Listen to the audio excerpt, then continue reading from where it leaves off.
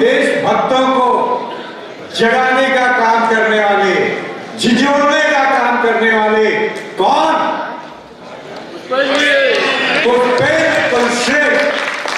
आपसे सादर अनुरोध, कृपया मंच पे आए और जो काम बच्ची साहब ने किया है जो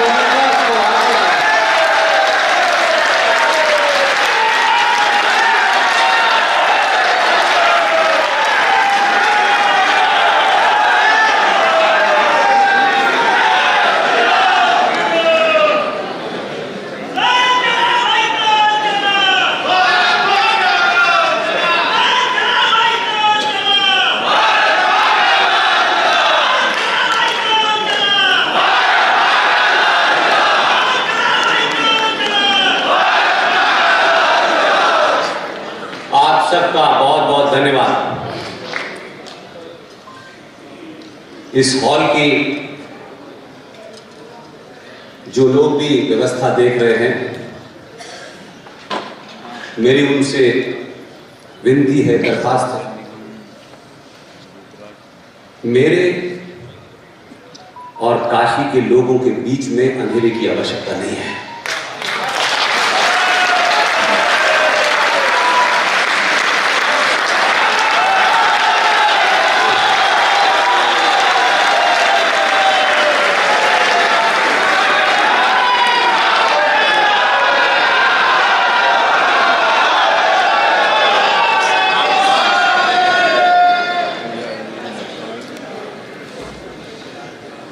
कौन कहता है कि ये बदलाव नहीं है?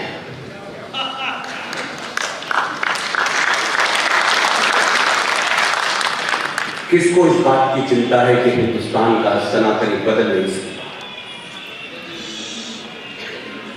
71 साल का एक नौजवान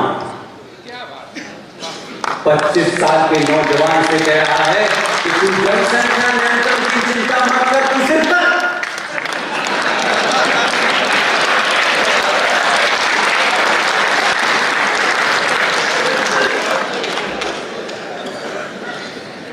और एक गुरु, आप सब लोगों ने पवन गुरु के नाम से जानते हैं। पवन गुरु साहब कह रहे हैं कि सनातनियों में से डर निकल रहा है। मैं ये नहीं मानता। सनातनियों को डर के मतलब पता चल रहे हैं। और आज के दौर में पवन गुरु की जरूरत है, गुरु घंटालों की जरूरत नहीं है।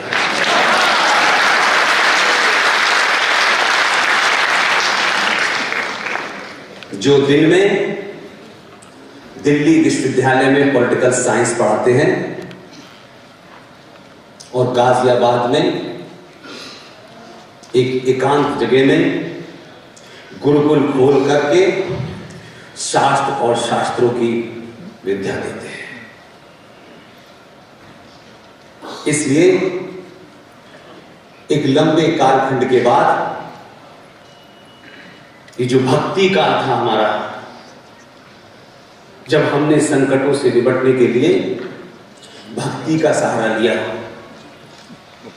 तमाम लोग आए, चाहे वो सूर हो, मीरा हो, तमाम लोग आए। हर कालखंड में अपने दुश्मनों से लड़ने के लिए आपने रास्ता निकाला, क्योंकि आपके पास उतने ही साधन थे। लेकिन भक्ति काल समाप्त हो चुका है। अब ये काल शक्ति के प्रदर्शन का है।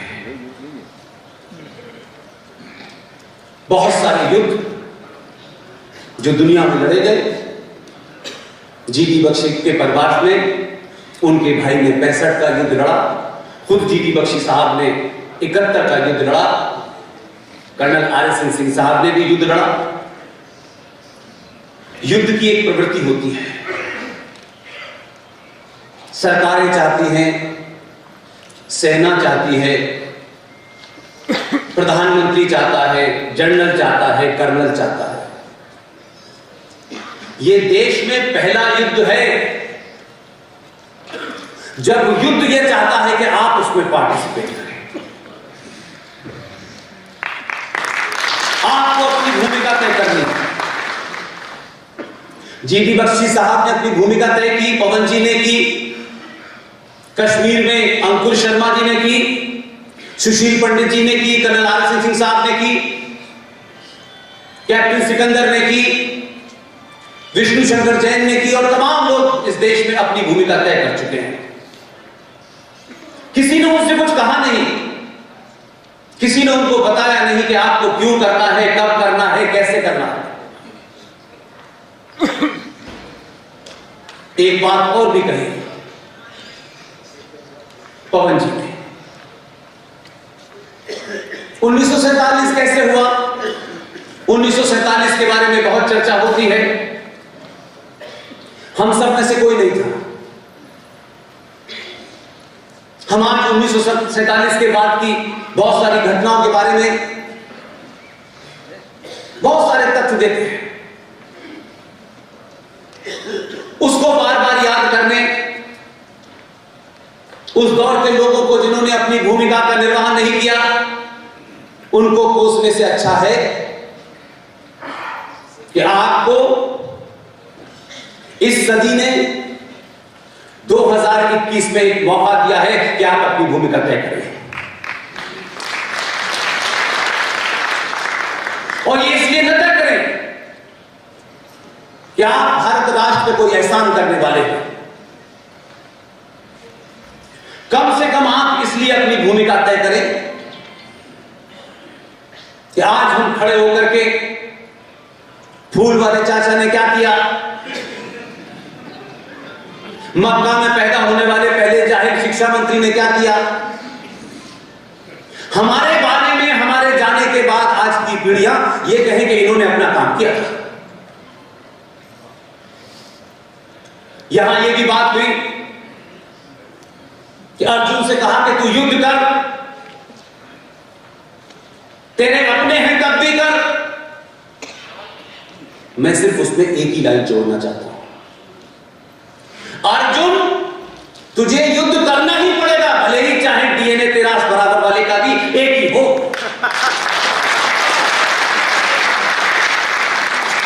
तू हथियार उठा, मार, और इस चिंता में मत परेशान हो कि सामने वाले का डीएनए भी एक है। अगर अपने डीएनए वाले को भी मारना है तो भी तू कर। इसलिए बहुत सारी ताकतें अपने निजी स्वार्थ, निजी एजेंडे के लिए काम करती हैं। इस देश में बहुत सारे लोग ये कहते हैं कि 2014 पैदा हुआ। मैं कहता हूं 2014 पहले इसलिए पैदा हुआ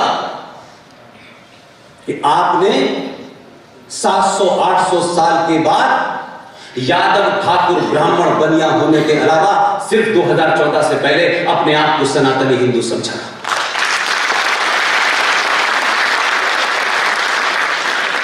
इसमें बहुत कमियां हो सकती हैं, बहुत शिकायतें भी हो सकती हैं, लेकिन इन शिकायतों के कहने, बोलने और चिल्लाने का समय नहीं है। बहुत लंबे कालखंड के बाद आपको अपने होने का एहसास हुआ है, आपको अपने पूर्वजों का एहसास हुआ है, आप कौन थे इसका एहसास हुआ है, आपको सही इतिहास जानने की जिज्ञासा पैदा हुई है, आपको अपने शत्रु का बोध हुआ है। इस लम्हे को, इस घड़ी को तरह तरह के जुमले और नारों से नष्ट होने मत दीजिए। समय मिला है, इसका पूरा सदुपयोग कीजिए। हम सब की कोशिश सिर्फ इतनी है कि 5 साल में जब आपको एक चांस मिले तो घर से निकलते वक्त यह सोच के जाइएगा कि हम जो बटन दबाने जा रहे हैं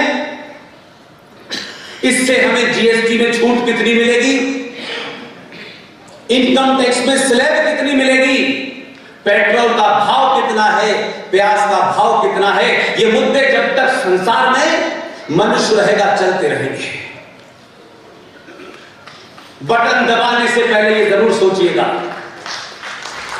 क्या आपको देश बचाना है, सरकार बचानी है या राष्ट्र?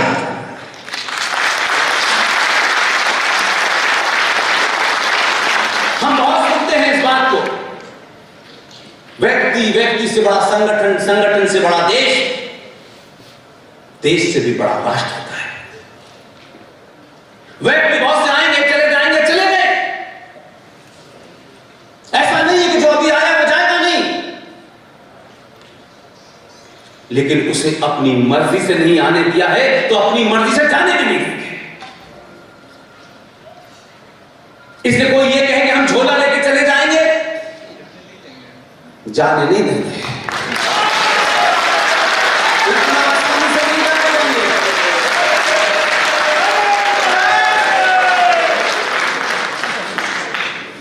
और ये बात तथ्यों पे कह रहा हूं। आप सब जानते हैं कि इस मंच पे जितने लोग बैठे हैं, न इनका किसी राजनीतिक दल से कोई संबंध है, न सत्ता के किसी पद के लाने की दौड़ में है। इन सब के मूल में अगर कोई एक ही चिंता है, उसका नाम है राष्ट्र।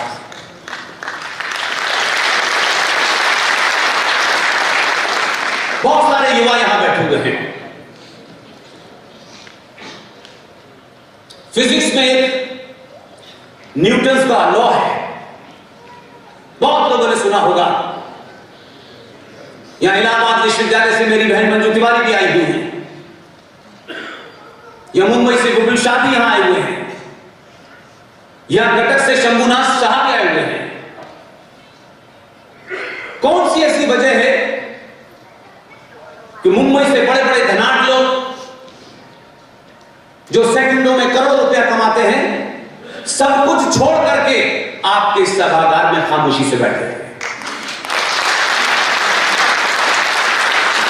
हमारे भाषण से उन्हें कुछ मिलने वाला नहीं है। कोई बात जरूर है, कोई आग जरूर है जो उनके अंदर लगी हुई है, इसलिए वो आपके बीच में आए।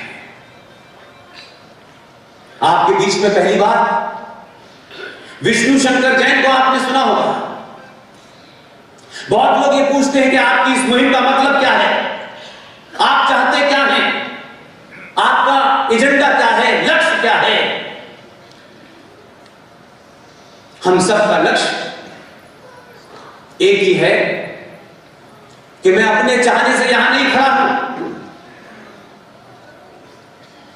हम सब ने,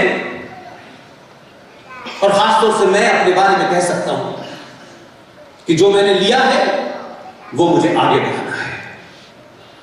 आपके मंच पे दो बुजुर्ग बैठे हैं, कर्नल आर सिंह साहब, major general G D Bakshi और प्रोफेसर पवन सिन्हा। आज आपको पता चला होगा कि मुझे किसने बिगाड़ा है।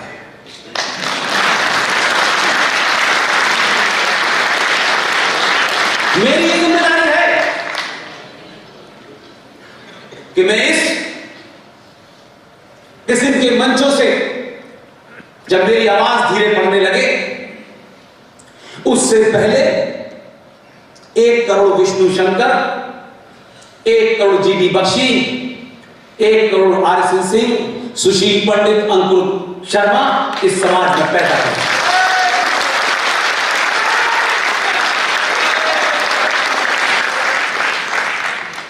यह बहुत अच्छा लगता है कहते में कि एक विद्वान थे, उनके बाद कोई विद्वान पैदा ही नहीं हुआ। तेंदुलकर के बाद कोई तेंदुलकर नहीं पैदा हुआ, लता मंगेशकर के बाद कोई लता मंगेशकर नहीं पैदा हुई।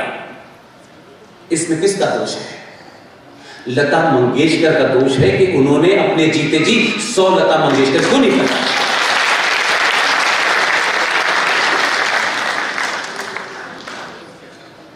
यहां यह भी कहा गया, टॉलरेंस की बात बताई गई। हम शब्दों को अपने मन मुताबिक न समझें। सहनशीलता और कायरता में जमीन आसमान का फर्क होता है। इसलिए एक बात उस रेफरेंस में कह करके, एक मां जो दुनिया की सबसे बड़ी सच्चाई है, उसमें कोई डिबेट नहीं हो सकती। उसे एक शब्द में अगर आप, एक वर्ड में अगर आप परिभाषित करें तो दुनिया की सबसे बड़ी सच्चाई है मां। और वो जो मां जब बच्चा आंखें खोल के थोड़ा देखने लगता है, जिस भी पुरुष की तरफ उंगली उठा के कह देती है ये तेरा बाप है, बच्चा कभी प्रमाण पत्र नहीं मांगता, इसे विश्वास। इसका एक संदर्भ है। जिस भारत माता की जय के हम नारे लगाते हैं, जिसे आप कहते हैं ये 15 अगस्त 1947 को आजाद हुई, लाखों 11 से 20 लाख लोगों के हत्या के बाद ये 15 अगस्त 1947 आपको देखने को मिली। उस लहूलुहान भारत माता के सीने पर कुछ दलाल और चाटुकार बैठ गए। जब वो मां ये बताना चाहती थी कि तुम्हारा असली पिता कौन है, उन्होंने शोर मचा के कहा नहीं नहीं नहीं, ये नहीं है, ये है चरखे वाला।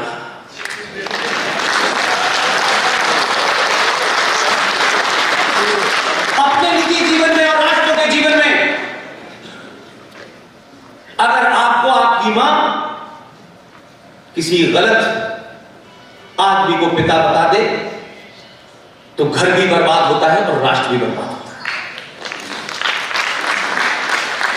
यह बात एक संदर्भ में कहना चाहता हूं मैं। भले ही आज 70, 72, 75 साल होने वाले हो, हम जश्न मनाएं, लेकिन मैं इस बात से खुश हूं हमारी जनरेशन ने मेजर जनरल जीडी बख्शी के नेतृत्व में एक लड़ाई लड़ी। हम उसके बहुत छोटे से सिपाही भी नहीं कह सकते। मेजर जीडी बख्शी ने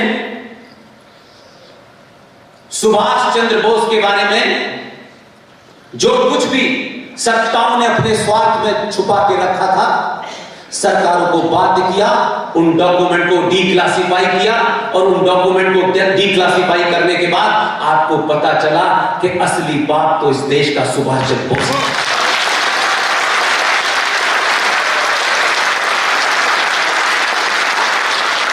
और जब आपको बात का पता चल गया तो आप बदल गए। और यही चेतना ने 2014 पैदा किया। इसलिए जो लोग साइंस की बहुत बात करते हैं उन्हें Newton's third law of motion पढ़ना चाहिए। और साइंस के साथ जो खिलवाड़ करता है वो 1400 साल पहले ऊंट की पीठ पे खड़े होकर खजूरी तो होते बस।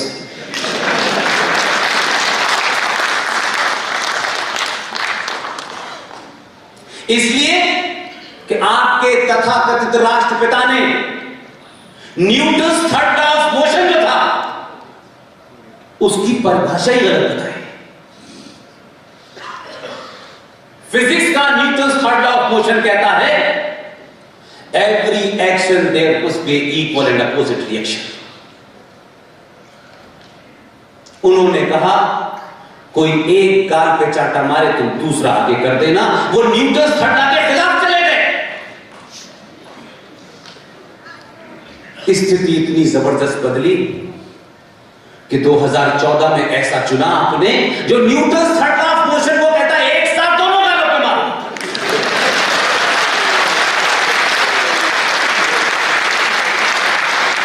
और कितनी ताकत से मारे उतनी ताकत से ही देना, यही सही Newton's third law of motion की डेफिनेशन है।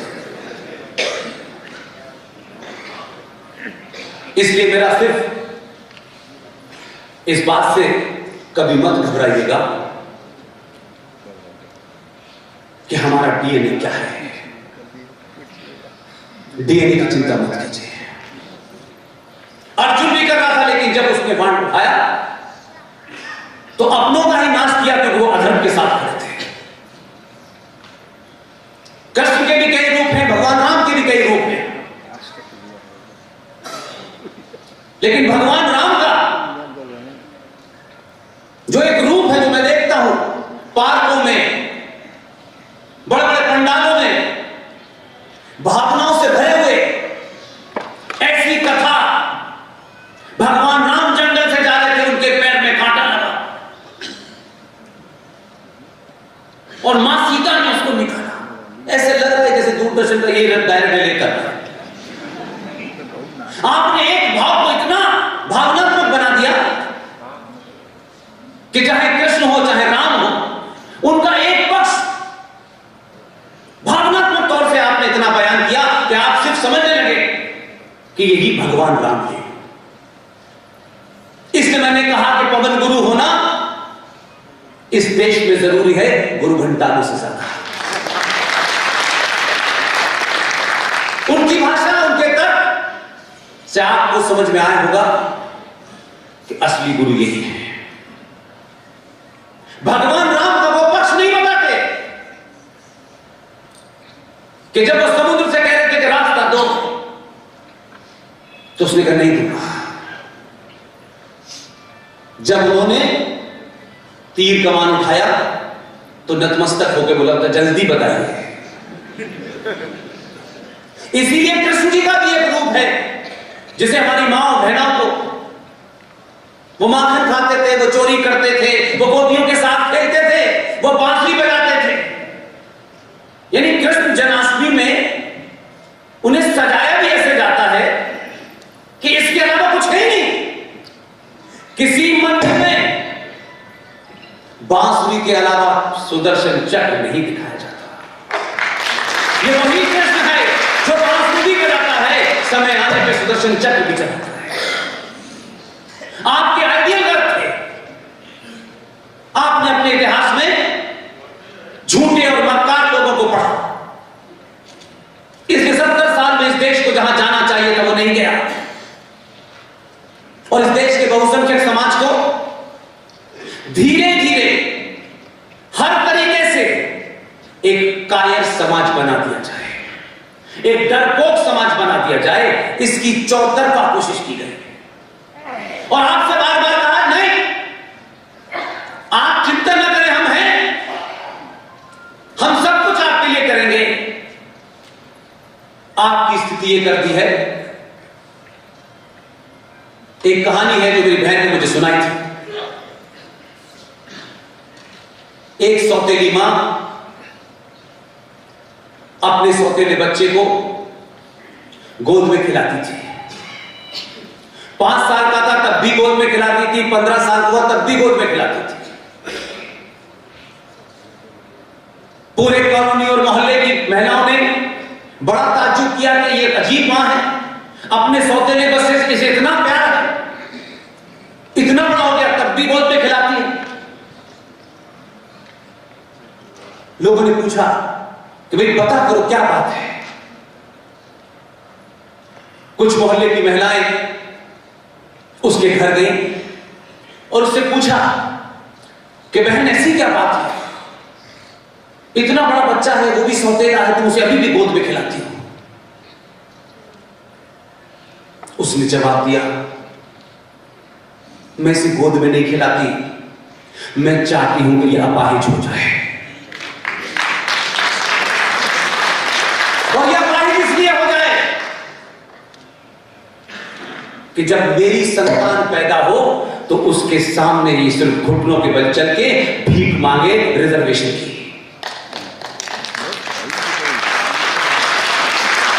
हिंदू समाज को रिजर्वेशन में 2 रुपए किलो चावल, 1 महीने का बिजली फ्री, अपाहिज बना दिया है, लड़ने की क्षमता समाप्त कर दी है। और अब आप सिर्फ सरकारों से रियायत मांगते हैं, इसमें ये रियायत मिल जाए, उसमें वो रियायत मिल जाए, इसके अलावा आपका कोई एजेंडा नहीं है, हमारा कोई एजेंडा नहीं है। आप ये क्या हमें देने वाली है? हमारी जाति के कितने मंत्री बनेंगे? हमारे इलाके के कितने मंत्री बनेंगे? हमारा सरकार गठन में इससे ज्यादा बोली नहीं है। और बटन दबाने के बाद घर चले जाते हैं, सरकार करेगी जो करना है। एक जागरूक समाज, एक चेतन समाज सरकार को कुर्सी पर बैठने नहीं देता। और आप खामोश रहे, इसलिए इस देश में एक नहीं कई कानून ऐसे हैं। छोड़ दीजिए संविधान में क्या लिखा है, बाबा साहब अम्बेडकर के संविधान की चर्चा थोड़ी देर के लिए छोड़ दीजिए। औरंगजेब ने क्या किया वो भी छोड़ दीजिए, बाबर ने क्या किया ये भी छोड़ दीजिए। आजाद भारत की संसद में इतने कानून बने, मैंने इस पे चर्चा हिंदू सनातनी समाज में नहीं देखी। आपके विरुद्ध बने, आपको नष्ट करने के लिए बने, आपके अस्तित्व को समाप्त करने के लिए बने, लेकिन हमारा इससे क्या एजेंडा है? प्यास सस्ती हो जाए। इसी समाज ने दिल्ली के अंदर दिल्ली राज्य की एक सरकार इसलिए गिरा दी कि प्याज के दाम बढ़ गए। हम कहां से चले थे कहां आ गए। लेकिन बात करेंगे हम तो आचार्य चाणक्य की बात करेंगे, विष्णुगुप्त की बात करेंगे। और जब सही टाइम आएगा तो हम ऐसे लोगों को चुनेंगे कि भारत का एक प्रधानमंत्री एक अंतरराष्ट्रीय मीटिंग में सो गया, हमें शर्म नहीं आई। एक राष्ट्र के रूप में हम 150 करोड़ लोग हैं, हमारे यहां चुनाव होते हैं, हम कैसे लोगों को चुनते हैं भाई? और यह सिलसिला रुका नहीं। एक सरकार का विदेश मंत्री, यह मैं इसलिए कह रहा हूं कि जब आप अंतरराष्ट्रीय मीडिया में काम करते हैं, बाहर के लोगों से मिलते हैं, तो आपको पता चलता है कि लोग आपके बारे में क्या सोचते हैं। भारत का एक विदेश मंत्री यूएनओ की एक मीटिंग में जब उसकी बारी आई कि भारत के प्रधान विदेश मंत्री को अपना वक्तव्य देना है, उठे, मंच पे गए और वक्तव्य पढ़ना शुरू किया। आधा पन्ना पढ़ने के बाद विदेश मंत्रालय का एक सेक्रेटरी भागा, बोला आप पुर्तगाल का भाषण पढ़ रहे, भारत का ये।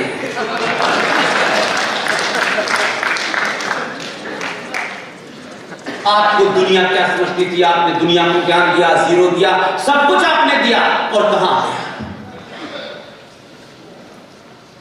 आप समझते हैं वोट किसी को भी दे दो,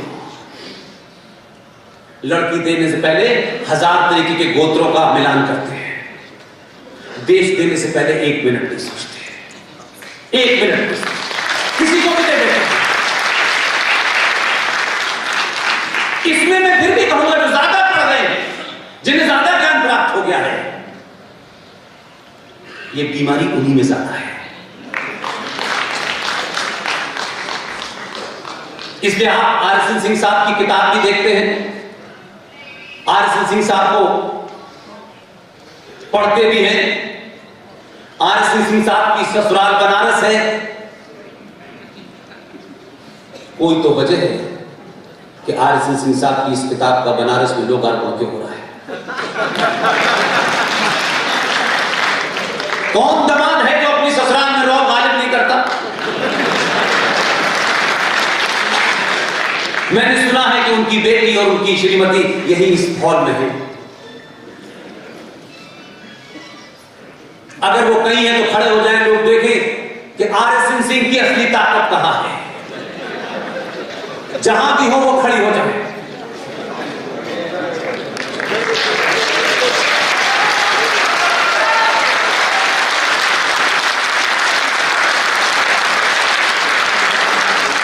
इसलिए अगर घर में शांति रहेगी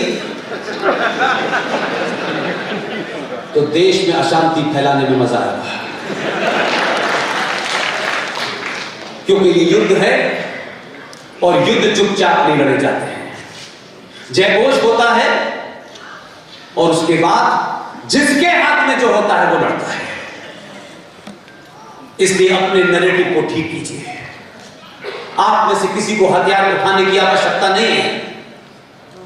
हथियार उठाने के लिए बहुत बड़े लोग हैं, बहुत सारी सेना है। हर बार युद्ध हम कभी ऐसा नहीं हुआ कि इन 4 युद्धों की जिनकी बात जनरल बख्शी साहब ने की है, कभी हम बॉर्डर पर नहीं हारे। देश के अंदर दलालों के कारण हारे। हमने समझौते किए, जीती हुई बाजी को हार में बदल दिया हमने, क्योंकि हमें रघुपत राघव राजा राम, पति के पावन राम, अल्लाह ईश्वर तेरो नाम, सबको सम्मति दे भगवान। बुद्धि उसी की भ्रष्ट हो गई थी। जो हमारा भजन है, जो हमारा असली भजन है, अपने स्वार्थ में उसमें अल्लाह को घुसड़ दिया। अल्लाह की घुसना नहीं चाहता, लेकिन हमने आओ तुम भी आओ उस्मान भाई, ये बीमारी हमें है। हमें अच्छा दिखना है, कोई माने या न माने। घर से निकलेंगे लोग क्या कहेंगे, ये कपड़े कैसे पहने लोग क्या सोचेंगे, तिलक लगा के जा रहे हो तुम्हारे बारे में क्या सोचेंगे। बदलाव देखिए। 1995 में एक प्रधानमंत्री थे, पुर्तगाल गए। पुर्तगाल के अंदर वहां के एनआरआईज ने एक छोटा सा मंदिर बनाया था। वहां के लोगों ने कहा कि आप आए हैं, इस मंदिर का इनॉग्रेशन कर दीजिए। उनके ऊपर संविधान इतना हावी था, उन्होंने कहा मैं सेकुलर स्टेट का प्रधानमंत्री हूं, मंदिर का उद्घाटन नहीं करूंगा। 1995 से 1914 इतिहास के पैमाने में एक छोटा सा घड़ी के बराबर होता है। आप जिस दिन बदले, तब सत्ता पे ऐसा आदमी बैठा। 2014 में चुनाव जीतने के बाद लोग माइकल जैक्सन की कंट्री में जाके सलाम बजाते हैं सबसे पहले अंकल सैम को। वो नहीं गया। इसलिए जब आपके बीच में कोई आदमी, वो आपकी जाति का है नहीं है, वो छोटा है बड़ा है, वो क्या पहनता है, वो क्या खाता है, ये महत्वपूर्ण नहीं है, वो राष्ट्र के लिए क्या करता है यही महत्वपूर्ण है बस।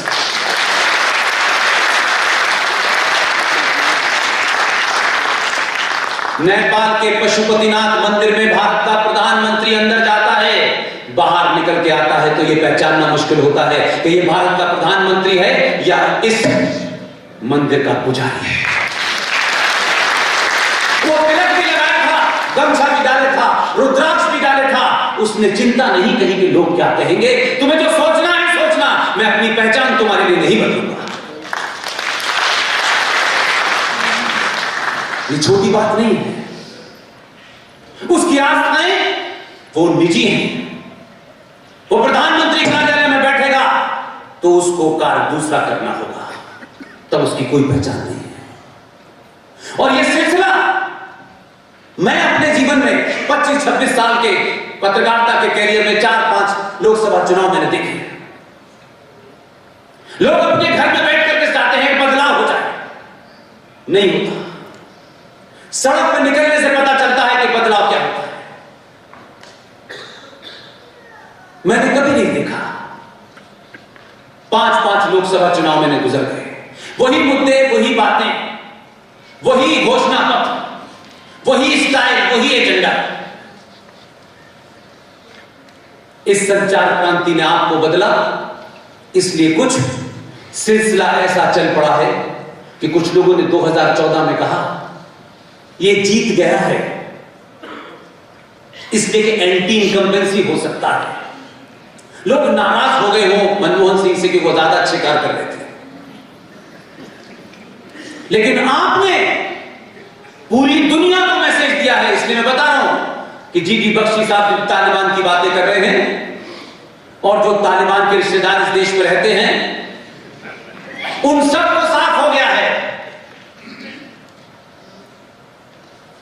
कि सनातनी हिंदू 2014 में जो कमी रह गई थी वो 2019 में पूरी कर देता है।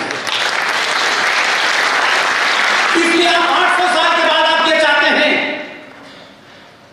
कि 10 साल के अंदर सब कुछ हो जाए। ये नहीं हो सकता। प्रधानमंत्री इसलिए बदलता है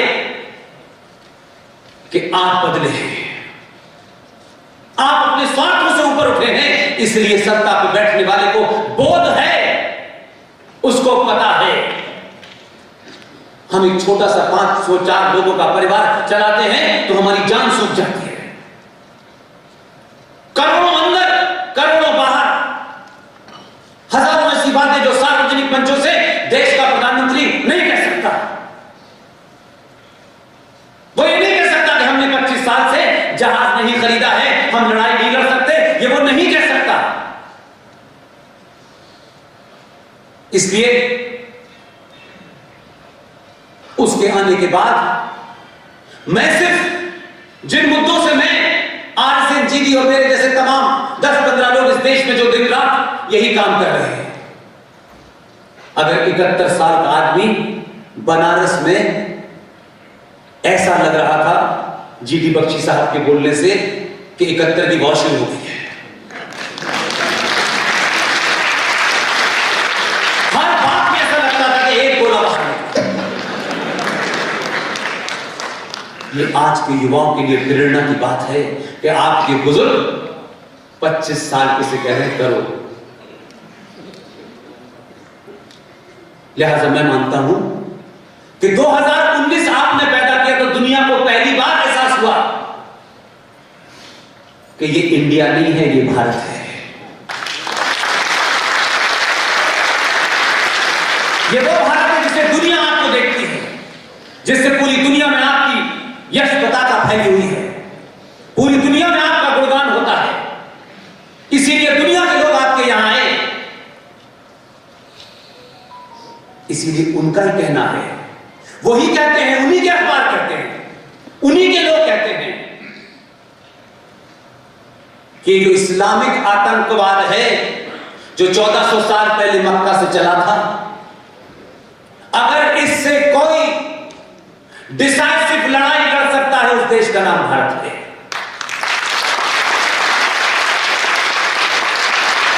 इसलिए आप इस बात की चिंता न करें कि जब वो मंचों से कहता है सबका साथ, एक लाइन और जोड़ देता है जिसकी वजह से कभी कभी आप लोग नाराज हो जाते हैं, उसे किसी का विश्वास नहीं देता। वो आपसे कह रहा है आप पीछे तो खड़े रहिए, अभी तो बहुत सारी चीजें पलटने वाली हैं।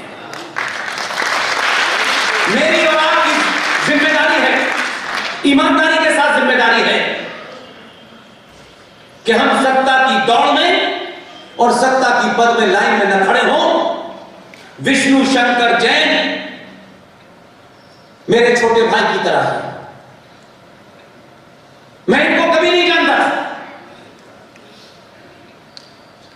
आपने मथुरा में जो ईदगाह बना हुआ है उसकी एक अर्जी मथुरा के सिविल कोर्ट में थी।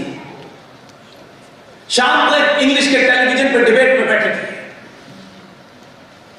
इनके तर्क, इनकी रेफरेंस, इनके फैक्ट, वो जो आया है हैदराबादी बिरयानी वाला, उसकी समझ ही में नहीं आया। एक जवाब विष्णु शंकर जैन के तर्कों पे नहीं दे पाया।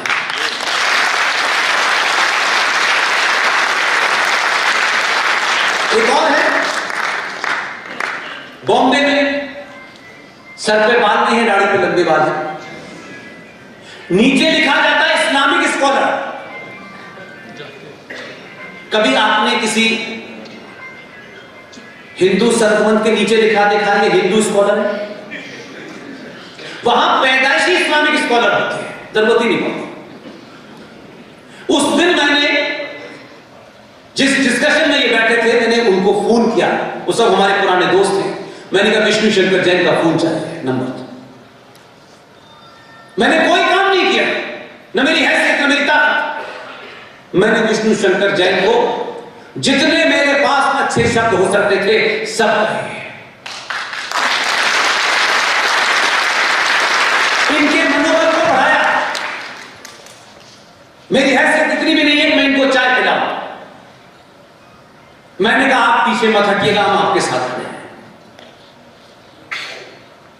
आप सब यहां जब इस तादाद में आते हैं तो आपकी तालियां, आपकी मौजूदगी हमारे अंदर 50 सभाएं करने की ताकत भर देती है।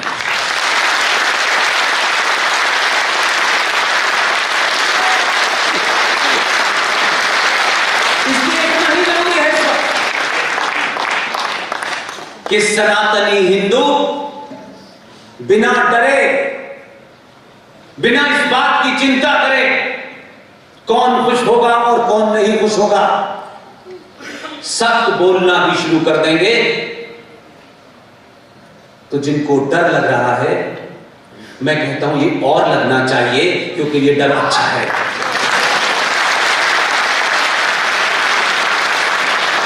आपको कुछ नई बात नहीं कहनी है। बदलाव की बहुत लोग बात करते हैं, जरा पलट के देखें। खुद अभी पवन सिंह ने कहा इस देश में, खबरें बता रहा हूं, देश का लीडिंग न्यूज़पेपर, नाम नहीं लेकर के उसकी पब्लिसिटी नहीं करना चाहता, उसके फ्रंट पेज पर एक साधु का कैरिकेचर छपता है और नीचे लिखा जाता है a religious Guru rape in worship place. इतनी छोटी सी खबर थी। खबर पढ़ने के बाद साधु नहीं था, मस्जिद में मौलवी साहब का नाम भी था और रेप भी था। यह नैरेटिव था इस देश के अंदर। मुसलमान शब्द इस देश में बोलने से लोग डरते थे और हिंदू को गाली देना, सनातन को गाली देना इस देश में सेकुलरिज्म था। जीडी बख्शी साहब चैनलों पे 3-3, 4-4 घंटे ऐसे नहीं बैठते।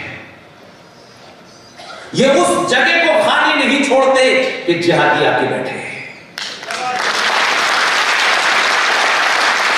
और उनको भी पता है कि जब तक जीडी और आरएसएन टेलीविजन पर बैठे हैं हमारी दाल गलने वाली नहीं है। उसका असर यह हो रहा है कि भारत में हिंदी मीडिया जो सिर्फ सरकारों की चापलूसी करता था, विज्ञापन कितने मिलेंगे इसलिए एक ही पन्ने पर 2 प्रतिद्वंदियों को एक साथ जिता देता था,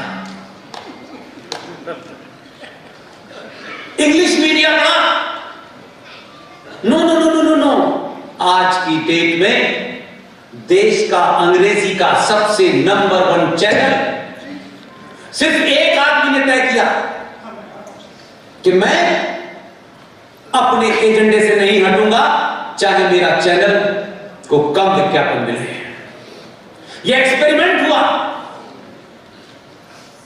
उस एक्सपेरिमेंट का नाम है रिपब्लिक भारत।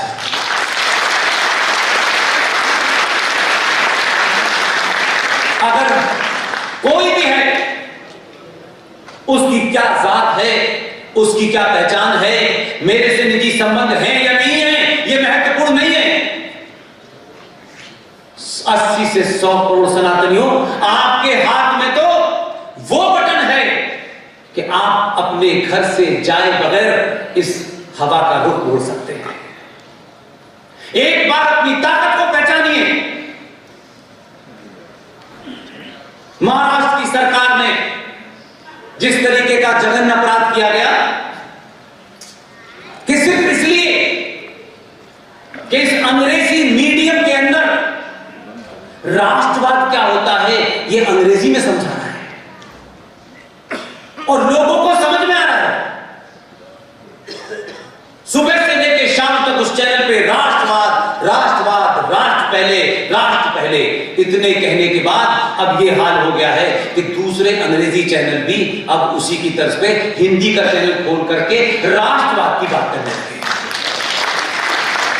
ये बदलाव है। उसने राष्ट्रवाद को फैशन बना दिया, स्टाइल स्टेटमेंट बना दिया। इसलिए तिलक लगाने से, सिर्फ चोटी बना निकालने से, धोती पहनने से ये आपका वस्त्र हो सकता है, ये चॉइस का मामला है।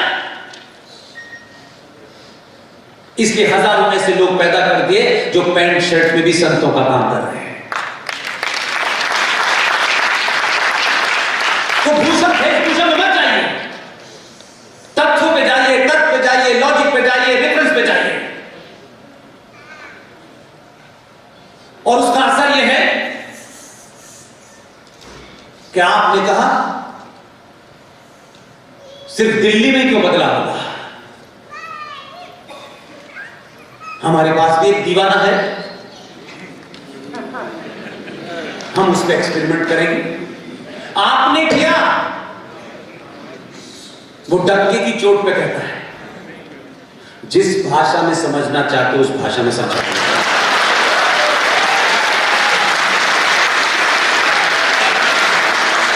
बहुत लोगों ने पूछा कि कितनी भाषाएं जानता है ये। मैंने कहा जरा बोल के देखो, उसी भाषा में देखा चलो। ये बदलाव सिर्फ सत्ता का नहीं है, ये इस देश के सनातनियों के बदलने का दबाव है। आप जो चाहते हैं सत्ता से वो करेगी सत्ता। सत्ता को एहसास तो कराइए।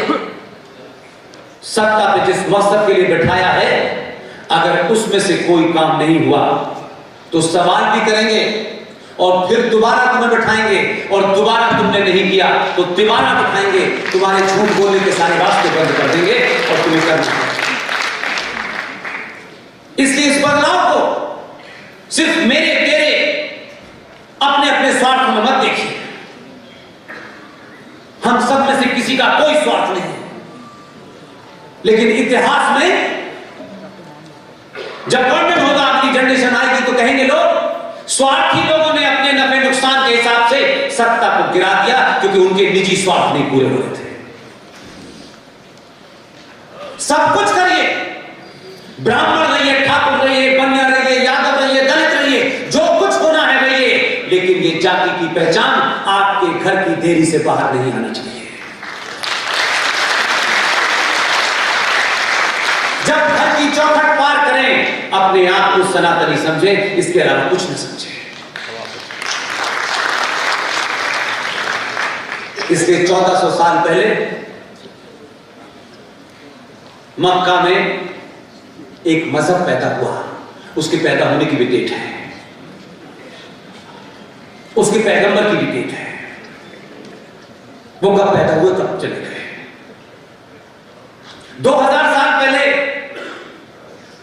जो आए थे उनकी भी डेट है, उनके मरने की भी डेट है। यह प्रकृति का नियम है, इसे दुनिया का कोई आदमी नहीं बदल सकता। जो पैदा हुआ है वो मरेगा। उसकी मौत किसके हाथों निश्चित है ये पता नहीं है। सनातन न पैदा हुआ है, इसलिए सनातन कभी मर नहीं सकता। अनंत काल तक, जब तक ये ब्रह्मांड, ये सृष्टि, ये यूनिवर्स है, तब तक सनातन रहेगा। और आप आज कहते हैं डीएनए की बात, किसका डीएनए जानना चाहते हैं? जो प्रॉफिट मोहम्मद के, उनके दामाद के नहीं हुए, जिन्होंने प्रॉफिट मोहम्मद के दामाद अली की गर्दन काटी और उससे फुटबॉल खेली, जिन्होंने प्रॉफिट मोहम्मद की बेटी फातिमा का कत्ल किया, जिन्होंने प्रॉफिट मोहम्मद के नवासों को करबला के मैदान में भूखा पैसा मारा, जो मोहम्मद के नहीं हुए वो आपके होंगे। ये किस भाईचारे की बात कर रहे हैं? इस भाईचारे में भाई कौन है, चारा कौन है, 70 सालों में पता नहीं चला आपको? अननेचुरल बातें वही लोग करते हैं जो जीवन भी अननेचुरल जीते हैं।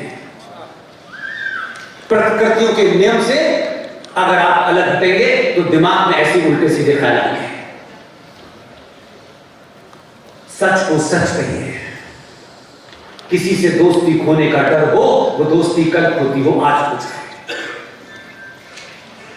इसलिए ये समय अगर बदल करने का नहीं है। हमारी किसी किताब में कोई इतिहास का ऐसा पन्ना नहीं मिलता है कि हमने किसी की गर्दन पर तलवार रखी हो और कहा कि नहीं तू हिंदू बन। ये कहते हैं हमें अल्लाह का विश्वास है, होना चाहिए। और कहते हैं रब्बुल आलमीन, ये जो पूरी कायनात है, जो सृष्टि है, इसे कोई शक्ति चला रही है। इसकी मर्जी से पत्ता हिलता है, इसकी मर्जी से बनारस में हजारों लाख लोग जीजी बख्शी आरिफ सिंह साहब को सुनने आते हैं। उसकी मर्जी से सब कुछ होता है, ये उनका यकीन है, हमारा भी यकीन है। लेकिन उनका यकीन 2014 के बाद टूट क्यों गया? जब उसकी मर्जी से सब आए थे तो उसी की मर्जी से आदि आस्तीन का कुर्ता पहनने वाला भी आया। उसी कुरान मजीद में लिखा है, साफ साफ लिखा है, ये मुनाफिक मक्कार आपको छोटे भाई का पजामा बड़े भाई का कुर्ता पहनने वाले नहीं बताएंगे, ये नहीं बताएंगे, ये मुनाफिक है। उसी में लिखा है, वो फरमाते हैं कि मैंने तुमको जमीन पर भेजा है, कुछ उसूलों से तुमको पाबंद किया है।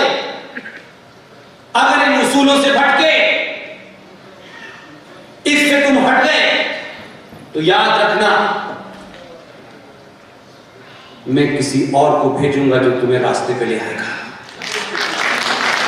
हम कुछ नहीं कह रहे, हम तो तुम्हारे कुरान पे यकीन कर रहे हैं। उसने अल्लाह ने 2014 में भेजा, उसने तुम्हें समझाया, नहीं माने, बहुत सवाल उठाए। विदेशों से मिलकर कुछ लोग लगे थे हत्या कराने। इशरत बहन भी यहां आई, सौरभ भाई भी यहां आए।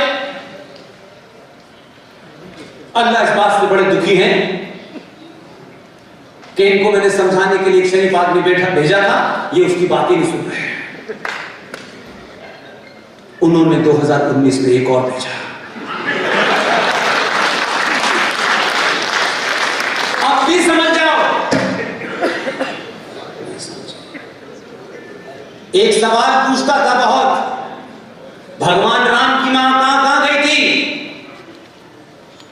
भारत माता डाइन है, उसके सूबे में भी एक फकीर भेज दिया है।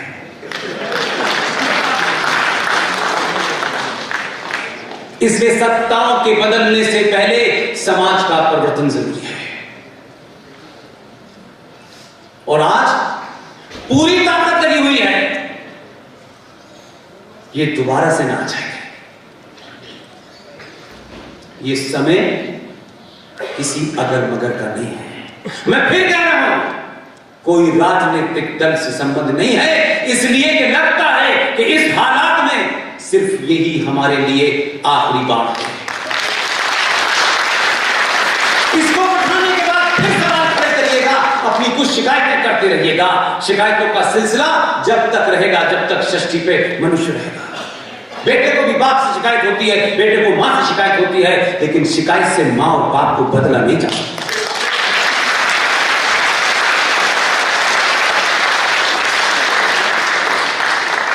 इसलिए आंतरिक खतरों में बहुत सारे ऐसे खतरे हैं। इसलिए 1946 का रिजल्ट और 16 अगस्त 1946 को यूनाइटेड बंगाल के अंदर शहीद हुसैन सोहरावर्दी का डायरेक्ट एक्शन जरा याद कीजिए। 16 अगस्त 1946 को बंगाल के सूबे में डायरेक्ट एक्शन किया। 15,000 हिंदुओं का एक तरफा नरसंहार हुआ और मात्र 1 साल के बाद पाकिस्तान 21 लाख लोगों की लाशों पर हो गया। हम जानना नहीं चाहते, हम सुनना नहीं चाहते, हम अवॉइड करना चाहते हैं, क्योंकि हम चाहते हैं कि हम देखें ना, न देखेंगे तो उससे शेर भाग नहीं जाएगा। और फिर हमने वही रट लगाना शुरू किया। तरह तरह के नए नए जुमले लाए जा रहे हैं। जब सनातन हिंदू समाज अपने होने पे गर्व करने लगा है, अपनी पहचान से शर्माता नहीं है, तब कुछ लोग आपको अजीब कसीब का पाठ पढ़ा रहे हैं, किसी गलतफहमी का शिकार होते हैं। बहुत आए बहुत गए, ये ध्यान रखिएगा। ये लम्हा आपको हजारों साल तक आपके खोए हुए पुरुषार्थ को जगाएगा। इसलिए आपकी खामोशी, आपकी चुप्पी ने और सारे समाज का सत्ता पर निर्भर हो जाना कि सत्ता ही की यह जिम्मेदारी है कि वो शाम को आके गृह मंत्री आपका घर पूछे कि पंडित जी आप ठीक से सो गए, मैं जाऊं। हमारी अपेक्षा ये है और बहुत जल्दी है, रातों रात है। ऐसा नहीं होता। इसलिए आप जब सोए, जिसका जिक्र विष्णु शंकर जैन ने किया है, उनके बोलने से, बात करने से मैंने पहली बार किसी इस तरीके के मंच पे उनको बोलते देखा है। मुझे लगता था कि पता नहीं पब्लिक स्पीकिंग में वो कितना बेचारे घबरा ना जाए, but I am proud of you. जितने बेहतरीन अंदाज में, शब्दों के सिलेक्शन में, शब्दों की मर्यादा का ध्यान रखते हुए विष्णु शंकर जैन ने अपनी बात कही है। I am highly impressed. और हम सबका मकसद यही है, ये आज के बाद आपको हर मंच पे नजर आएंगे।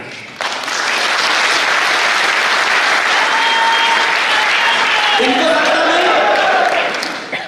सरकार से राज्यसभा की सीट नहीं चाहिए, कोई पद नहीं चाहिए इनको, इनके पिताजी को भी नहीं चाहिए था। और यही हम कह रहे हैं, ताकत अपने अंदर पैदा करो कि सत्ता तुम्हारी चौखट पे आके हर बार ये पूछे कि मुझे बताओ क्या करना है। ये सत्ताओं के पीछे भागना बंद कर दीजिए, अपनी शक्ति को पहचानिए।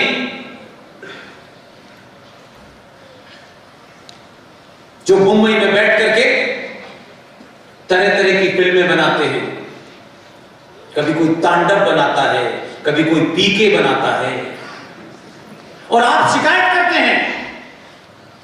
आप अपनी शक्ति को पहचानिए माय डियर, आपको शिकायत करने की आवश्यकता नहीं है। सामूहिक तौर पर फैसला लें। बाहुबली जैसी फिल्में देखेंगे, बाकी देखेंगे नहीं। जो हमें अपने इतिहास का बोध कराती है, हमारे अंदर शौक पैदा करती है। भारत की महिलाएं, मेरी मां बहनें, जिस दिन ये तय कर लेंगी कि कुछ सालों के लिए सोना नहीं पहनना है, सिर्फ लोहा पहनना है, सब ठीक हो जाएगा।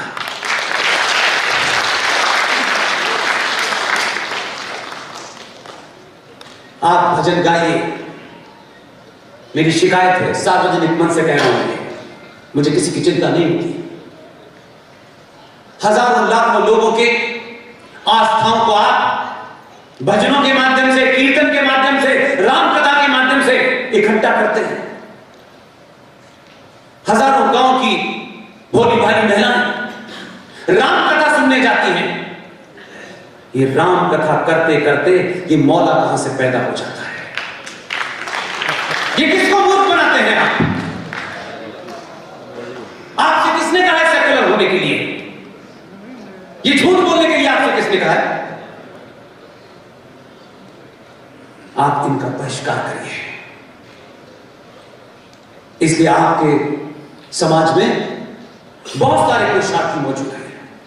आपने चाहा तो ये 10, 15, 20 जो है करोड़ों में तब्दील हो जाएंगे। इसलिए आप जय श्री राम का नारा उस वक्त तक न लगाएं जब तक काशी में नंदी के सामने जो कचरा पड़ा है वो साफ न हो जाए।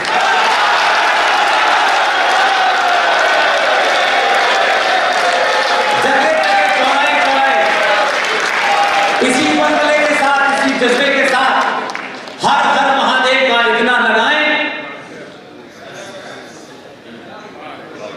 कि वो कचरा ढह जाए। कोर्ट में लड़ाई करने के लिए बहुत लोग मौजूद हैं। कोर्ट कचहरी से देश चलता है, राष्ट्र नहीं चलता। ये कोर्ट में मुकदमा कर दिया है, ये फैसला आएगा, 150 साल में एक मंदिर मिलेगा, 1.5 दिन में चाहिए। कोई गलतफहमी नहीं होनी चाहिए। एक बार भरोसा करके तो देखिए, आपने भरोसा किया, इसी देश की सर्वोच्च न्यायालय ने कई ऐसी पिटीशन भी सुनी जिसमें यह कहा गया भगवान राम तो है ही नहीं, लेकिन इतने मक्कार हैं वो, रामनवमी की 9 दिन की छुट्टी लेते हैं। छुट्टी के बाद कोर्ट में कहते हैं राम पे चर्चा करेंगे, आइए। आपकी ताकत ने सत्ता का मिजाज साफ कर दिया, और सत्ता पे दबाव था तो सत्ता को जो खेल करना चाहिए था वो उसने किया। जैसा बोले 40 दिन में दूंगा, जल्दी देना चाहता, अभी देना चाहता। ये आपकी राष्ट्र की शक्ति है, ये आपकी शक्ति है। इसलिए अपने मुद्दों से मत भटकिए। 2 रुपए किलो चावल, और जिन्होंने तलवार के जोर पे शलवार पहनी थी वो आपको डरा नहीं सकते। जिनके बाप दादाओं ने डर के शलवार पहन के भाग गए थे वो आपको डरा रहे हैं। आप अपने बाप दादा के बारे में बताइए कि जब नहीं डरे तो इन शलवार वालों से डरेंगे। ये डराएगा, इसलिए अपने होने पे गर्व कीजिए, शर्माइए मत। राजनीति, सत्ता, सरकार, न्यायपालिका, पुलिस राष्ट्र के एक हिस्सा है जिसे आप देश कहते हैं, उसका छोटे छोटे इंस्टीट्यूशन है, ये सब कुछ नहीं है। इसलिए देश सुरक्षित है।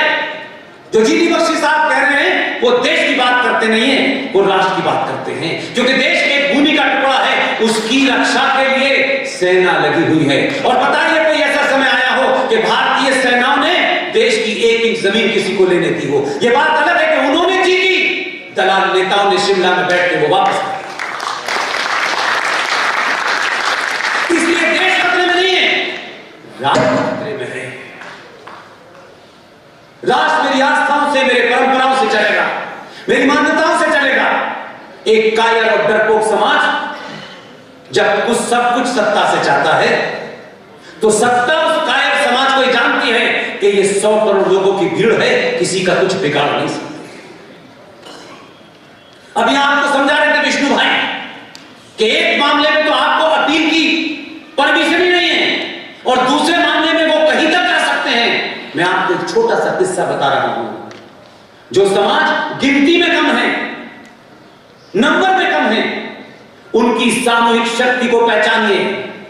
जरूरी नहीं है कि सब कुछ आप सीखेंगे, कभी कभी शत्रु से भी सीखना चाहिए।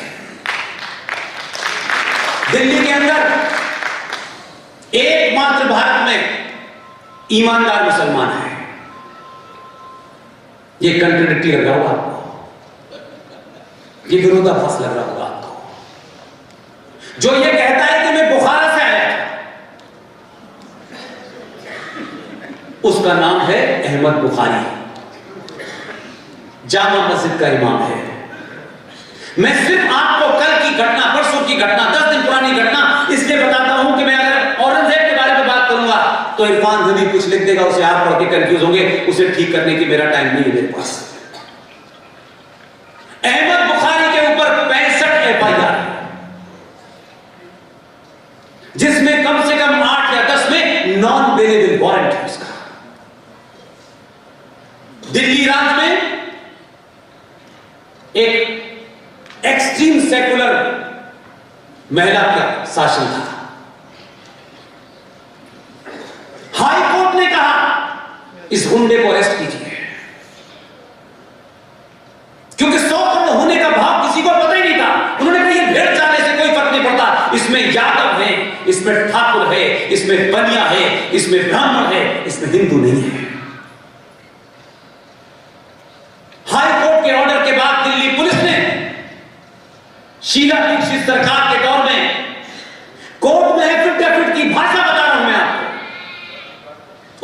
देखा, अगर हमने इनको गिरफ्तार किया तो दंगा हो सकता है। आज तक गिरफ्तार नहीं हुआ।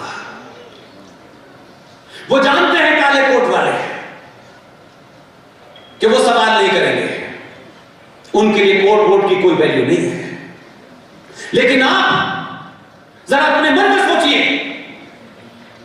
कि आपको अपने जाति पे कितना घमंड है।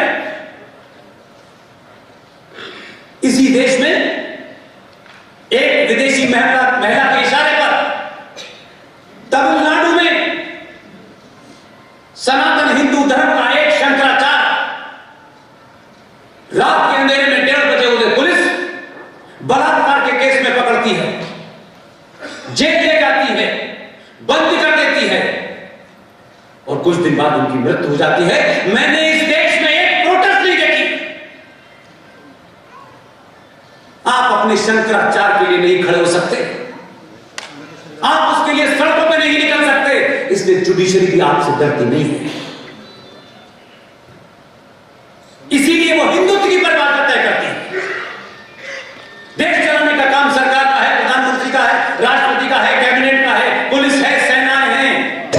राष्ट्र में अगर धर्म की कोई भी परिभाषा बतानी है, किसी मान्यता परंपराओं को सही तरीके से रखना है, उसमें कोई अमेंडमेंट करना है, तो उसका राजा सिर्फ शंकराचार्य है और कोई नहीं हो सकता। काला कोट पहनने से अकल ज्यादा आ जाती है, ऐसा कहीं नहीं लिखा। राफेल पे भी एक्सपर्ट, जलीकट्टू पे भी एक्सपर्ट, जेंडर जस्टिस पे भी एक्सपर्ट। जहां कहा कि थोड़ा सा मस्जिद पे भी एक्सपर्ट हो जाओ तो बोले नहीं नहीं नहीं, मस्जिद में जेंडर जस्टिस हुआ तो हमारे साथ जस्टिस नहीं हुआ। इसे कहते हैं आपकी सामूहिक शक्ति का डर। इसलिए आपने जब पब्लिक डिमॉन्स्ट्रेट किया, अपनी उस अभिव्यक्ति को बताया, आपने ये नहीं पूछा कि सत्ता के शीर्ष पे उसकी जाति क्या है। बार बार लोग कहते हैं हिंदू इंटॉलरेंट हो गया, इंटॉलरेंट हो गया, और ये कहते ही आप अपोलोजिस्टिक हो जाते हैं। लोग नहीं समझ पाए, किसी ने नहीं समझा। विदेश के एक सबसे बड़े अखबार में लिखा, उसने उस सरल भाषा में लिखा, आप पढ़ते नहीं हैं, बाहर कौन सा फैशन है ये तो पता है आपको। उसने लिखा 2014 में पहली बार भारतीय सरकार बनी है। वो आपसे ज्यादा आपके बारे में जानता है, इसलिए आप शायद कंफ्यूजन में हैं। वो ऐसा था, वैसा था, ये था, वो था, और यही दबाव, ये सिलसिला इस देश में चल पड़ा है। जो भी ताकतें वो कितनी मजबूत हैं मैं नहीं जानता, लेकिन फिर भी उनकी गिनती 2, 3, 4 करोड़ होगी, 100 करोड़ नहीं है। जीडी बख्शी साहब ने यहां शंख के साथ जितने मिसाइल और बम दागे हैं, ये कोई आसान काम नहीं है। इस उम्र में लोग इस वक्त तक सो चुके होते हैं। अगर ये सब लोग यहां पहुंचे हैं और इन्होंने मुझे बिगाड़ा है, तो हजारों को बिगाड़ने की जिम्मेदारी मेरी है। हम आपसे कोई ऐसी बात नहीं कहेंगे कि आप सहिष्णु हैं, आप इंटॉलरेंट हैं। जो भी कहता है वो मक्कार है और धूर्त है। हम टॉलरेंट और इंटॉलरेंट में कंफ्यूजन कर रहे हैं। देश का प्रधानमंत्री कहता है कि हमें गंदगी के प्रति इंटॉलरेंट रहना है। इसमें क्या बुरी बात कही? क्या कूड़ा घर अपने घर में बनाते हैं? क्या घर में गंदगी में रहते हैं? लेकिन आप सिंबॉलिक चीजों पे जाते हैं, जो उसका मकसद है वो नहीं समझ पाए। जीडी बख्शी समझ गए। इस देश में जो कचरा है, मानसिक तौर पे उसके खिलाफ लड़ाई लड़ी है। जो इस देश को गंदा करने पे तुले हुए हैं, जिनका ख्वाब है अल्लाह जाने कौन सी किताब पढ़ी हुई है, दिन भर शौक है मुसलमान बनने का रहता है, दिन भर चलते फिरते मुसलमान, इस्लाम, कुरान, शरिया, दारुल हरब, दारुल इस्लाम, सब चाहते हैं। क्या चाहते हो? हमसे पूछ रहे, मूर्खों, जाहिलों, 1400 साल में सुई नहीं बनाई तुमने, सुई नहीं बनाई। और हमसे कर रहे हो क्या? काफिरों से। ये यहूदी भी काफिर हैं, ये हिंदू भी काफिर हैं। वो जो ज्ञान देने अफगानिस्तान में, उसी काफिर की गन से लड़ रहे हैं, खुद से गन नहीं बनाई थी। खुद इतने अकलमंद है कि 2021 में हवाई जहाज के परों को लटक गए, उनका इसी पे चले जाए। ऐसा लगता है 1400 साल पहले खजूर तोड़ने की बीमारी भी तक नहीं है। हमसे सवाल कर रहे हो यार। हमने अगर सवाल का जवाब पूछ दिया तो बड़ी शर्मिंदगी होगी तुम्हें।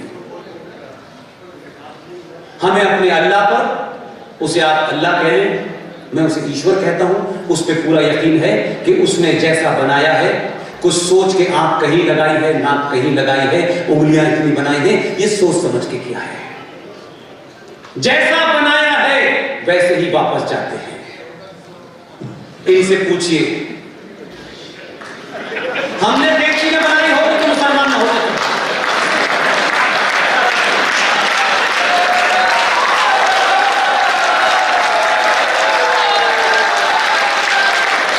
हमारा अल्लाह से ज्यादा फर्ज है। अल्लाह का एहसान कम मानो, हमारा ज्यादा मानो। देखी न होती तो हिंदू आते, हिंदू चले जाते। हमें मार रहे हो, हमें तलवार से डरा रहे हो। इसलिए ये डर अगले 1000 साल तक रहना चाहिए, गली गली मोहल्ले रहना चाहिए। और ये भाई और चारा नहीं हो सकता, इसमें कोई कंफ्यूजन नहीं रहना चाहिए। इंडिविजुअल लेवल पे आपकी किसी की दोस्ती हो सकती है, वो एक अलग इशू है, लेकिन राष्ट्र के आड़े में दोस्ती आएगी तो वो कल नहीं अभी होगा। मुझे किसी का दिल नहीं जीतना। अब भारत के सनातनियों का दिल उन्हें जीतना है जिन्हें यहां रहना है, और किसी का। इसलिए आखिर में अपनी बात खत्म करता हूं। हिंदू पुरुषों को अगर बनना है तो बाहुबली बने। अगर हिंदू बहन बेटियों को, मां को कुछ बनना है तो देवसेना बने। कोई अगर मगर नहीं, कोई कंफ्यूजन नहीं। यह 1970 के दशक की फिल्म नहीं है, यह 2020 के दशक की फिल्म है। अपनी सही कैरेक्टर चुनिए अपने घर से। जो आपको बहुत शौक था, कुछ घनाट लोगों को बड़ा शौक होता है, जैसे ही एक शराब कंपनी का कैलेंडर आता है, हर धनाट आदमी उसकी तस्वीर अपने घर में लगाना चाहता है। अब किंगफिशर का कैलेंडर लगाना बंद कर दीजिए। इस देश में वो कैलेंडर कुछ पागलों ने, कुछ दीवानों ने अपना घर बेच के छापा है। भारत की पार्लियामेंट में 1957 के अंदर जब भारत का फूल कैसा हो, पेड़ कैसा हो, तिरंगा कैसा हो, जानवर क्या हो, पक्षी क्या हो, तब ये आवाज उठी कि भारत का कैलेंडर क्या हो। तो बहुत लोग बोले ये तो ठीक है। उन्होंने कहा नहीं, भारत सदियों से सनातन रहा है, सेकुलर रहा है। यहां किसी मजहब के रहनुमा से, चाहे वो 2000 साल का पुराना हो, चाहे 1400 साल का हो, उसके नाम से कैलेंडर कैसे चलेगा। फूल वाले चाचा दबाव में आ गए। तत्काल प्रभाव से दबाव था, उस वक्त भी लोग थे उस दबाव में। तत्कालिक तौर के ऊपर एक कैलेंडर सुधार समिति बनाई गई। यह बात मैं इसलिए बता रहा हूं कि ऐसा नहीं है कि आपके पीछे माजी में पार्लियामेंट में आपके बहादुर लोग नहीं थे, आपने उनको चुना नहीं, क्योंकि मां ने गलत पिता बता दिया था। बाकायदा बहस हुई। प्रोफेसर साहब, देश के जाने माने साइंटिस्ट, उनकी देखरेख में 7 लोगों की कमेटी बनाई गई। इलाहाबाद विश्वविद्यालय के फिजिक्स के, मैथमेटिक्स के टीचर बनाए गए। महाराष्ट्र के एक अखबार केसरी के संपादक को उसका सदस्य बनाया गया और कहा कि आप इसके ऊपर रिपोर्ट दीजिए। 1 महीने में उन्होंने अपनी रिपोर्ट दी और यह कहा कि भारत का कैलेंडर सत्य सनातन से होना चाहिए, सत्य संपत से होना चाहिए। कुछ लोग उठ गए टोपी वाले, ये कैसे हो सकता है? तर्कों से, तथ्यों से उनकी बोलती बंद कर दी और फूल वाले चाचा अपनी बात कह नहीं पाए। इतना दबाव बनाया तर्कों के साथ कि भारत के दोनों सदनों ने पूर्ण बहुमत से भारत के सरकारी कैलेंडर को इस बात की इजाजत दी कि जो भी कैलेंडर अब से भारत सरकार छापेगी वो सत्य संवत से होगा। आप सोते रहे, आपने सवाल नहीं पूछा, इसलिए मैंने कहा कि आपकी जिंदगी में 2 रुपए किलो चावल और बिजली का बिल माफ हो जाना ही सब कुछ था। कुछ दीवानों ने सब कुछ छोड़ के ये काम किया। कैलेंडर छप के आ गया, रिजर्व बैंक इंडिया को कागज दिया, रिजर्व बैंक इंडिया ने सारी चीजें मांगी। उन्होंने कहा ये हमें पता नहीं। हमने कहा ये संसद का पास किया हुआ कानून है, इसकी खिलाफवर्जी आपको जेल में डाल देगी। ये किसी सरकार के ऑफिस में नहीं हुआ है। उन्होंने सारे रिकॉर्ड निकाले, देश में सर्कुलेशन जारी कर दिया सारे बैंक को कि अब से जो भी चेक अगर सत्य संबंध की डेट का होगा आपको एक्सेप्ट करना पड़ेगा। अपने कंप्यूटर में इसकी डेट बदल लीजिए, नहीं तो जेल जाना पड़ेगा। लेकिन आप कहते हैं कि कहने से क्या होता है। मैं बताता हूं कहने से क्या होता है। सरकार कब मानेगी नहीं मानेगी मुझे नहीं पता। मैं इस इंतजार नहीं करता कि ये बात कहा है तो सरकार कब मानेगी, इसके लिए धरना देकर आपने काम कर दिया। तथ्यों पे आप बात कर रहे हैं, आपका अपना कोई निजी उसमें स्वार्थ नहीं है, तो आप एक काम तो कर सकते हैं कि 2020 में जो संचार क्रांति है इसका फायदा उठाएं। अपनी बात को चौराहे चौराहे, गली गली जोर से बोले, तथ्यों के साथ बोले, शालीन भाषा में बोले। बोलना शुरू किया, करते रहे, करते रहे। इस बोलने का फर्क आपको इसलिए बताता हूं कि अगर आप 100 करोड़ लोग भी हैं तो एक बार 100 करोड़ लोग मिलके एक बार तय कर लें कि या तो शाम के 10 बजे या शाम के सुबह के 10 बजे या शाम के 10 बजे लता मंगेशकर की आवाज में वीर रस में जो वंदे मातरम गाया गया है, अब उसका एक बार सार्वजनिक मंचों से उसका उद्घोष हुआ। और ये बात बोलते बोलते मुझे 4-5 साल हो गए, पूरी टीम को हो गए। आपकी आवाज सुनी जाती है अगर आपका उसमें निजी स्वार्थ नहीं है तो। देश के प्रधानमंत्री ने खिलाड़ियों को चिट्ठी लिखी है, उस चिट्ठी पे सत्य संबंध की डेट पड़ी है। इतनी अपनी सामूहिक शक्ति को पहचानिए, अपने स्वार्थों से ऊपर उठिए। कई सौ सालों के बाद मौका मिला है, इसे जाने मत दीजिएगा। इसलिए प्लेसेस ऑफ वर्शिप एक्ट 1991 जिसकी लड़ाई विष्णु शंकर जैन लड़ रहे हैं, इन जैसे लोगों के साथ बैठ करके कुछ तथ्यों की जानकारी हुई है। मैं आप सबको एक काम देके जाता हूं। अगर आपका इस मंच में जितने लोग भी बैठे हैं, अगर सबके प्रति 1% भी कोई भरोसा है तो मुझे यकीन दिलाइए कि आप इस बात को तथ्यों के साथ कम से कम 10 लोगों को बताएंगे। ये 10 लोगों को बताएंगे। आप सिर्फ इतना ही करना है आपको। समय कम है इसलिए आपको बताना है। और कहते हैं strike while iron is hot. Ram मंदिर बन गया। प्लेसेस ऑफ वर्शिप एक्ट 1991 जब बन रहा था तो यह कहा गया कि 15 अगस्त 1947 को इस्लामिक जिहादी आक्रांताओं ने जो 30,000 से ज्यादा मंदिर तोड़े हैं उसमें से सिर्फ अयोध्या को निकाल देते हैं और बाकी को हम मोरेटोरियम कर देते हैं कि जो 15 अगस्त 1947 को उनका स्टेटस था वो यथास्थिति रहेगी। अब इसका बहाना लोग लेते हैं, सत्ताएं लेती होंगी। सत्ताओं के बारे में एक गलतफहमी अपने दिमाग से निकाल दीजिए कि सत्ता पर बैठने से ज्ञान का कोई संबंध नहीं है। ज्ञान अलग चीज है और कुर्सी अलग चीज है। ये दो अलग अलग चीजें हैं। अगर समाज जागरूक होता है तो सत्ताओं तक अपनी बात पहुंचाने का तरीका आपको आना चाहिए। भारत का संविधान एक धारा के तहत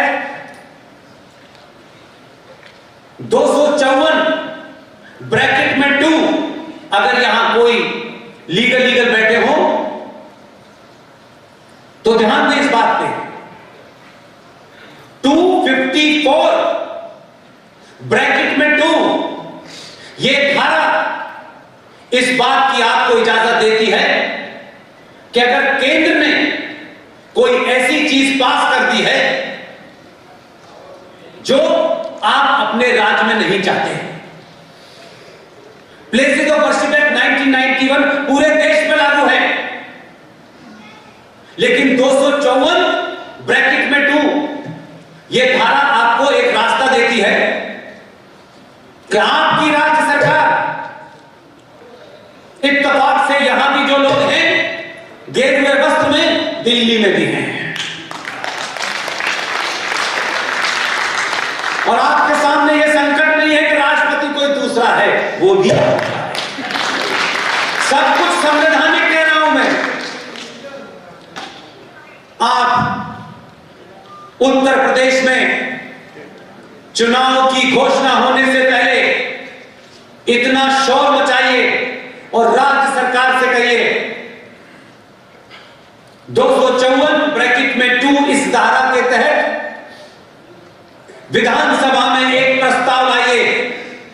यह संवैधानिक है और इस प्रस्ताव में कहिए कि प्लेसेस ऑफ वर्शिप एक्ट 1991 से उत्तर प्रदेश को बाहर कर दिया जाए। इस प्रस्ताव को आपकी राज्य सरकार पास करेगी और उस पर जैसे ही राष्ट्रपति के साइन होंगे, प्लेसेस ऑफ वर्शिप एक्ट के माध्यम से ये जो काशी में नंदी के सामने कचरा है, ये मथुरा में चोरी और सीनाजोरी और मक्कारी और लूट के साथ ईदगाह मस्जिद बनाई गई है। प्लेसेस ऑफ वर्शिप एक्ट के तहत कोई 100 से ज्यादा मंदिर उत्तर प्रदेश में हैं, तत्काल प्रभाव से वो नलिफाइड हो जाएगी। आपको इन मंदिरों को तत्काल प्रकार से अपने मंदिरों की ओरिजिनल बनाने में कोई रोक नहीं सकता। सरकार के पास ये रास्ता नहीं होगा कि ये प्लेसेस ऑफ वर्शिप एक्ट 1991 में बना था, हम कुछ नहीं कर सकते। अगर सरकार का कानून मंत्री नहीं बता पा रहा है तो विष्णु शंकर से पूछिए। ये रास्ते से बात खत्म हो जाएगी, ये लंबा झगड़ा न चलाएं और ये एग्रीमेंट न करें। ये एग्रीमेंट करने की बीमारी छोड़ दें। 24 कैरेट का इस पे कोई समझौता नहीं होगा और इस पूरे काशी के हिस्से में वो जो कचरा है वो दोबारा नजर नहीं आना चाहिए। इसलिए सरकारों की तो समझ में आती है, हमारे यहां तो कोर्ट भी अब सेकुलर हो गई है। आप अयोध्या में एक फैसला देते हैं, ये देते हैं कि ये जगह एक इस्लामिक आतंकवादी ने, एक आक्रामक ने तोड़ी और यहां एक मस्जिद बना दी। आपने फैसले में दिया कि यहां मंदिर बनेगा, लेकिन बाबर तो 5 किलोमीटर दूर फिर जिंदा हो गया। ये कौन सी जमीन आपने दी? कभी सुना है आपने कि जिसने कत्ल किया हो, सजा होने के बाद ये कत्ल वाले से कि नहीं ऐसा है कि तुम्हें दोबारा से शादी करने की इजाजत देनी चाहिए। जो कातिल है वो कातिल है, उसे सजा मिलेगी। ये कंपनसेशन कब से हो गया? ये तो सरकारी काम होता है, कोर्ट कब से करता है? इसलिए बहुत सारी लड़ाई है, लेकिन सबसे बड़ी लड़ाई के बारे में जो बात विष्णु शंकर कह रहे हैं, इसको 10 लोगों से शेयर करें। ये हॉल, ये बिल्डिंग, ये राष्ट्र जिसे आप सुबह से शाम पूजते हैं, नमन करते हैं, यह आपके हाथ से जा चुका है। संसद ने कानून ऐसा पारित कर दिया है, आपको तो उस पर लड़ाई लड़ने का भी रास्ता बंद कर दिया है। जिन्होंने आपकी जमीन लूटी है, जो आपकी जमीन पे कब्जा दिखाना चाहते हैं, उनसे कोई कागज नहीं मांगा जाएगा, आपसे पूछा जाएगा और आपसे कोर्ट नहीं कह सकती। आपसे जो आपके कातिल हैं वही आपके मुंह से भी है। किस गलतफहमी के शिकार हैं? भाई भाई में झगड़ा हो रहा है, 100 गज जमीन इधर हो गई तो मर्डर हो रहा है, 100 गज जमीन उधर हो गई तो सालों मुकदमे चल रहे हैं। ये राष्ट्र की जमीन ही आपके पास नहीं है, इसकी लड़ाई नहीं है। इसलिए जीडी बख्शी साहब ने दोबारा से शंख इसलिए नहीं बजाया था कि यादव साहब के हमें रेस्पिरेटरी सिस्टम चेक करना था कि 3.25 मिनट तक वो कैसे बजाते हैं। ऐसे लोग जो आज भी शंख ऐसा बजाते हैं कि उस शंख को सुनने के बाद महाभारत जैसा माहौल बन जाता है। ऐसे लोग, यादव जी जैसे लोग, इनसे मिलिए, इनको जानिए, ये ताकतवर रहें और जब ये बुजुर्ग होने लगे तो ऐसे हजारों शंख बजाने वाले पैदा करके जाएं। इसकी चिंता समाज को होनी चाहिए। सरकार इनको तनख्वाह देती है, नहीं देती है, इनका घर का कैसे खर्चा चलता है, ये किसी सरकार का काम नहीं है, ये समाज का काम है।